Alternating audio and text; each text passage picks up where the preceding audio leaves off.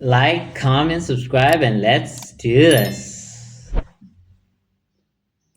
The invention of the automobile predates the invention of the airplane by just 17 years, which many may find Really? surprising. After all, driving is far more simple than flying, so it stands to reason that we should have figured out one long Yeah. before the other. But as it turns out, these two things have always been a lot. Bro, I would have thought we discovered cars way before like planes. Maybe 50 years or something. 17 years. I think he said 17 years, right? That's crazy. That's really crazy. Lot closer than you'd expect. Officially, the first motor vehicle was patented by Carl Benz in 1886. It Carl sold for the Benz. equivalent of $5,000 and at a top speed of 10 miles per hour. So the first car was This a humble Benz. contraption would usher in the automotive world we know today. And as soon as we had cars, it was only Wait, does this mean like the first car ever in the history of the world, like ever in existence, was a Benz? That's crazy. I never knew that. I guess you learn something every day, bro. The first car was a sold for the Benzo. equivalent of $5,000 and at a top speed of 10 miles per hour. This humble contraption would usher in the automotive world we know today. And as soon as we had cars, it was only a matter of time before we started racing them. Yeah. One of the pioneers of motorsport was a man by the name of Wilhelm Bauer, who would test drive vehicles for German automaker DMG. On March 30th, 1900, Bauer was slated to race the company's new Phoenix model at the Turbie Hill Climb in France. However, in the first corner, he lost control and suffered a fatal accident. By most Damn. accounts, Wilhelm Bauer had become the very first death How in fast was the motorsports. Phoenix? It would be the Somebody last put that in time the the comments. Phoenix ever raced. However, out of the ashes Were of the cars tragedy, that fast? DMG executive Emil Jelinek would improve upon his initial design. Over the next few months, he oversaw the development of a revolutionary new model. Unlike the horseless carriages that preceded it, this vehicle would be the first to truly resemble the cars of today. Yeah, that's During cool. the production process, Jelinek decided to title the model after his 11-year-old daughter. As fate would have it, this unsuspecting girl would forever be intertwined with the longest-running car brand in the world.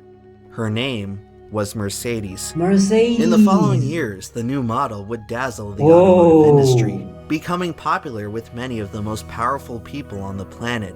Its meteoric success would turn DMG into a commercial juggernaut. That dad, man, he basically just immortalized his daughter's name. How long do you think Mercedes is going to stay in business? Like hundreds of years, thousands of years? Oh my god. In 1926, they would merge with Carl Benz's company to solidify the present-day nomenclature of Mercedes-Benz. By this point, the temperament of Germany And had they changed retained the considerably. Mercedes The car logo. brand, which had originally shared its name with a Jewish child, would soon become the favorite of one Adolf Hitler.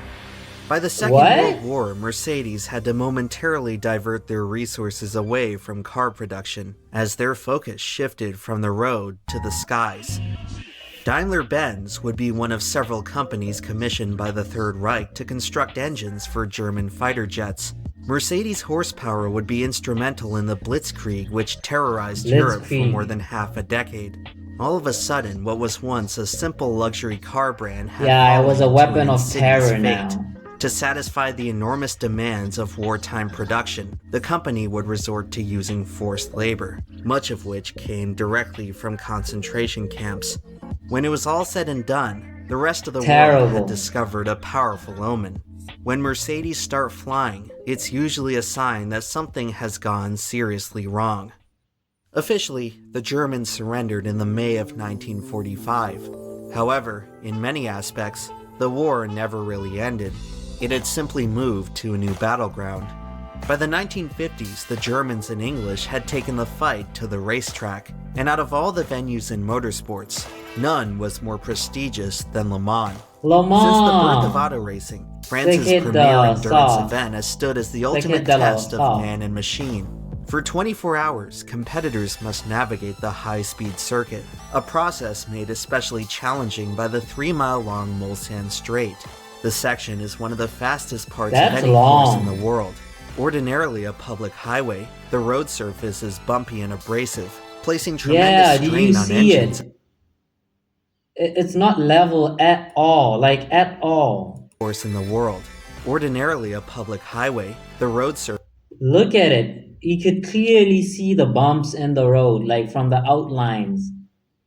That is not flat. And this is the straight, so you can imagine like the speeds they're driving at on the straight. surface is bumpy and abrasive, placing tremendous strain on engines as vehicles approach their top speed.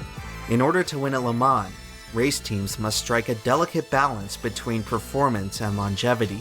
This unique test of engineering skill would attract the industry's top manufacturers. By the 1950s, Mercedes had established itself as one of the teams to beat with their iconic Woo! Silver Arrow. What a They nice, spent the the early part silver of the decade arrow. trading What a nice wins with car. Jaguar and Ferrari, who had entered into an automotive arms race. By 1955, the rivalry would reach its breaking point. Ooh, that was a nice Years car, of rapid boy. innovation had contributed to higher top speeds than ever before, beyond what the existing infrastructure was designed to support. An hour into the race, Jaguar driver Mike Hawthorne set the lap record for the circuit. Just moments later, he would instigate the biggest disaster in racing history. On the 35th lap, Hawthorne slowed abruptly to begin his pit cycle, forcing Austin Healey driver Lance Macklin to swerve around him. In the commotion, Mercedes driver Pierre Levay collided with Macklin, launching his vehicle airborne at over 120 miles per hour, Whoa! directly into the crowd. And just like Yo! that, a Mercedes was flying again. Whoa! In 1955, there was no fence protecting the grandstands at Le Mans. Why? Debris from LeVay's disintegrating car blasted the spectators at full force. In the blink of an eye, more than 80 people had perished. The world of 80 motorsports had people! arrived at its Armageddon, and Mercedes found itself at ground zero. Unbelievably, the race was not stopped. What? Crews gradually cleaned up the track as drivers continued. Hell no. What? They didn't stop the race too. This just goes to show the greed of these companies. How are you not going to stop the race if 80 people, 80 people perished and you just keep on racing? For what? For money? That's tragic, man, and disgusting too. To blow past at full speed. By now, LeVay's demolished car had burst into flames. The fire department was unable to extinguish the magnesium chassis, which just sat there, burning for hours. Lap after lap, Mercedes' remaining entry had to drive past the hellish remains of its mirror image. It's hard to say when exactly Europe moved on from the Second World War, but it was clear at this point that Germany's greatest manufacturer still had some sort of cosmic debt to pay. As night fell, Mercedes had taken the lead, and the gruesome details of the tragedy began to emerge. After hours of witnessing the same unnerving display, the team had seen enough. When the clock struck midnight, the race director decided not to tempt fate any further. Mercedes withdrew from the race, just 12 hours from victory. The decision effectively handed the win to Jaguar, as Mike Hawthorne, the driver who started this whole chain of events, hoisted the trophy the next afternoon. The aftermath that followed would not be so joyous. What a chain The of tragedy events. prompted an immediate ban on motorsports across most of Europe, some of which remained in place until just 2 years ago. To this day, auto racing has never seen another disaster like it. Following months of government investigation, no one in particular could be found at fault. Hoping to appease whatever vengeful spirit they had angered, Mercedes would not return to Le Mans for the foreseeable future. But that's crazy though. How are you going to just DNF Mercedes instead of stopping the whole race altogether? Like, how does that make sense? I guess that's their way of trying to say, like, yeah, we did something about it. But in the grand scheme of things, they really didn't do anything about it. If you really think about it, they didn't stop the race. 80 people died, and you just DNF'd the people who from the team that crashed their car, and it wasn't really their fault either. That's crazy. And as for Mike Hawthorne, the curse of that dark day would eventually catch up to him. Just 4 years later, he was fatally injured in a road accident, losing control of his Jaguar while attempting to pass a Mercedes. As the years went on, racing Wow. eventually returned. Le Mans Wow. received some much-needed safety improvements, and the cars that raced there went from looking like this to this. As our understanding of aerodynamics improved, the speeds crept higher and higher. All the while, Mercedes watched from the sidelines. They saw numerous racing dynasties come and go, from Ferrari to Ford to the most dominant of all, Porsche. Maybe it was all that glory from a national rival that enticed them to get back into the fight. Maybe it was a new generation of leadership who had forgotten the superstition of the past. Either way, Mercedes decided the time had come to return to Le Mans. They just couldn't stay away. This time, however, they didn't go in alone. Before committing to a full factory team, they would have to completely rebuild their in-house racing program. In the meantime, they partnered with Swiss constructor Sauber, who would compete under the Mercedes banner. Their new model, the C8, was set to make its gallant debut at the 1985 running of Le Mans. Unfortunately, the new program got off to a rather inauspicious start.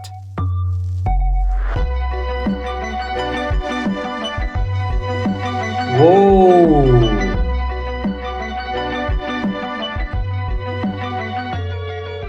30 years later, and nothing had changed. The moment Mercedes returned to Le Mans, they were once again sent airborne. Although this time, the circumstances of the incident were quite different. The front end gets light and over 140 and wants to lift off and fly to Hawaii. By the 1980s, race cars were beginning to reach unthinkable speeds, largely due to innovations in controlling downforce. 221. As a car cuts through the air, the body can be sculpted in a way so that the resulting pressure sticks the car to the racing surface, increasing grip. However, at certain unstable orientations, downforce can be overpowered by lift, sending the car upward. Under the most extreme speeds, such as the ones at the end of the Mulsanne Straight, drivers were becoming increasingly susceptible to taking off. For Mercedes, this new That's incident very of high. terror certainly didn't bode well for their racing return, but they were able to come out of it mostly unscathed. Driver John Nielsen walked away from the wreck in one piece, and since it occurred during a practice session, it was hardly documented. Despite the rude awakening, Mercedes would carry on. Starting in 1987, the team would debut the new and improved Sauber C9. Despite showing promising lap times, the model struggled to stay on track. 4 years into their Le Mans return, Mercedes had failed to finish a single race. But their fortunes would turn around after the return of a familiar foe. In 1988, Jaguar was victorious at Le Mans for the first time in 30 years. Perhaps this was the inspiration Mercedes needed. I don't know if to say this is karma or what, but man, they have had it rough. Very rough. It's actually insane that they even exist today after what happened in World War II. It's actually insane that they still exist. Are they the only company that was doing that kind of stuff during the World War, or are there other companies? If you know, like companies that actually exist today, put that in the comments because I'm curious now. To finally get their mojo back, because in 1989, the Silver Arrow re-emerged as the class of the field. On that day, Mercedes was unbeatable. In fact, the cars were so quick that they ushered in the end of an era. During qualifying, the Sauber C9 went just shy of 250 miles per hour on the Mulsanne Damn. Straight. Fearing another catastrophe, the race directors determined that they had to get the speeds under control. And so, starting in 1990, a pair of chicanes were installed to interrupt the fastest part of the track. Following the layout change, Mercedes lost all of its competitive edge. Just as they had finally hit their stride, they were sent back to the drawing board. After several more years of lackluster performance, they withdrew from Le Mans once again to focus on other racing endeavors. This time, however, they wouldn't be gone for long. After finding success in the FIA GT Championship, Mercedes decided to give it one more shot. With the millennium soon approaching, the manufacturer was closing in on their 100th year of racing. Whoa. And what better way to celebrate than by capping off the century with a victory at Le Mans? By now, Mercedes were finally ready to field a genuine factory That team. car is so that the iconic. glory Like, would I be all know it, theirs. but I forgot the Their name. first race back in 1998, they looked as if they hadn't skipped a beat by qualifying on pole. The triumph was CLK. short-lived, however, as both entries would retire from the race due to mechanical issues. But no matter, the cars had already proven they were fast enough. With a few tweaks, Bro, this car is so iconic. How much is one of these now? I want to know. Like, if someone were to buy one of these, how much would it cost them? Because I'd expect them to be very, very expensive, in the millions. If they're in the hundreds of thousands, I'd be shocked. They look like million dollar cars. they should be able to stay on track and cruise to victory. In 1999, Mercedes returned to Le Mans with their pinnacle of engineering, the CLR, a machine that represented 100 years of innovation. The car had an unmistakable look, its most iconic feature being the familiar Mercedes stylization on the front end. Throughout the company's history at Le Mans, no other entry had undergone more extensive preparation. After 20,000 miles of testing, no major problems could be found. By all accounts, everything was coming together for the last hurrah of the Silver Arrow. Entering the race weekend, Mercedes unveiled their holy trinity, 3 CLRs and 3 opportunities at making history. Over the next few days, the team would certainly rise to the occasion, just not in the way they had envisioned.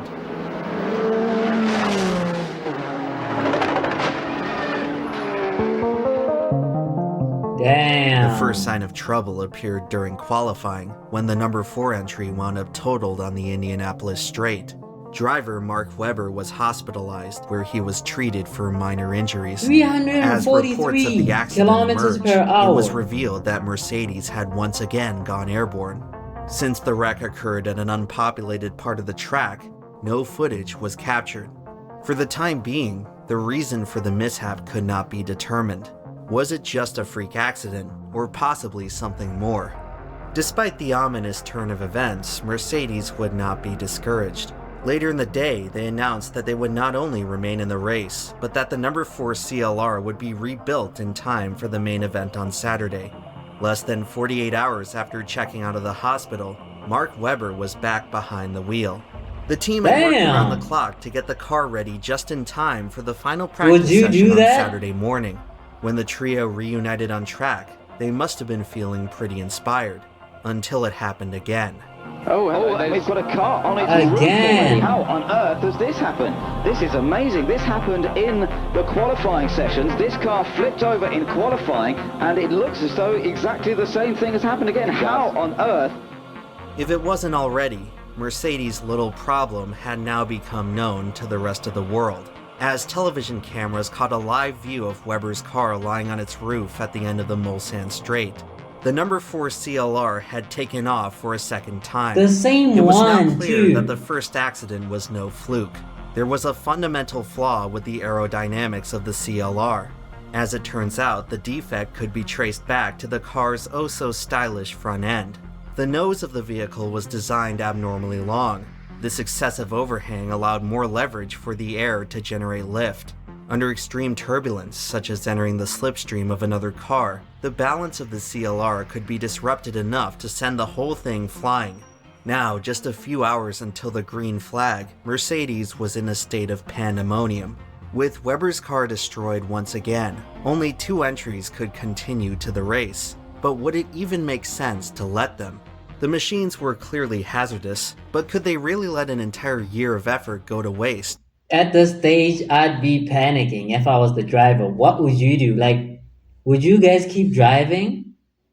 Or would you, like, throw in the towel and tell the team, like, nah, I cannot do this? It happened twice already. Perhaps the contagion was limited to the 4 car, and the other 2 had nothing to worry about, despite being manufactured to the same specifications. Ultimately, the decision came down to the drivers. While Christophe Bouchy expressed concerns about the number 5 car, he was overruled by the others. After all, it's a dream to race at Le Mans. But the thing about dreams is that no one is ever prepared when they turn into a nightmare. After some emergency modifications to increase downforce, the remaining CLRs rolled off the grid. As the afternoon went on, it was cautiously smooth sailing for the Mercedes. Bouchy's concerns appeared to be assuaged, as he made it to the first driver swap without incident. Replacing him in the 5 car was Peter Dumbreck, who would carry on into the evening. As dusk began to fall, Dumbreck had worked his way up to a battle for second with one of the Toyotas. When the pair entered the Indianapolis Straight, they turned to face the setting sun. With the drivers momentarily blinded, the Mercedes drew ever so close to the back of the Toyota. The rest, as they say, is history.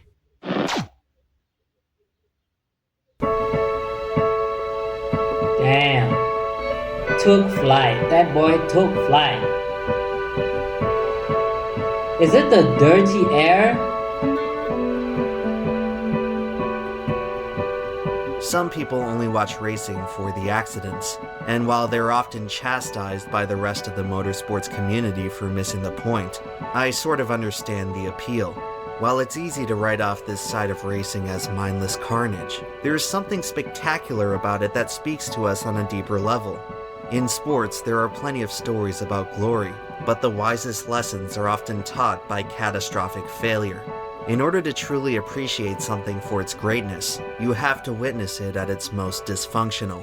In these rare moments, the accidents tell us more than the racing ever could.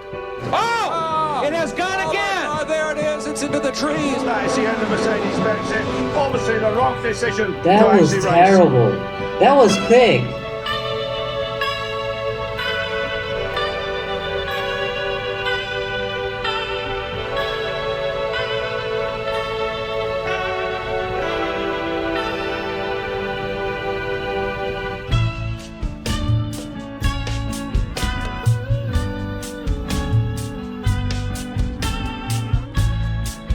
Yeah, they shouldn't have like continued.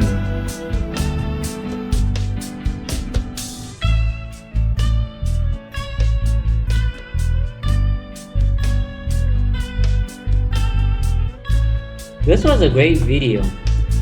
I learned a lot of things that I didn't know about Mercedes and just the car world altogether. I've learned a lot. But they shouldn't have kept on going. After the second accident, I don't see why they kept going. It became more embarrassing. Like, first time, okay, maybe it's an accident. Second time, now you're sure. That's where you should have stopped. But I think they should go back to Le Mans. Maybe with the AMG 1, it seems like the perfect car for Le Mans. But I want to know what you guys think. Should they go back? Because they have quicker cars now. We have figured out aerodynamics. I don't see why they don't go back. But hey, it is what it is.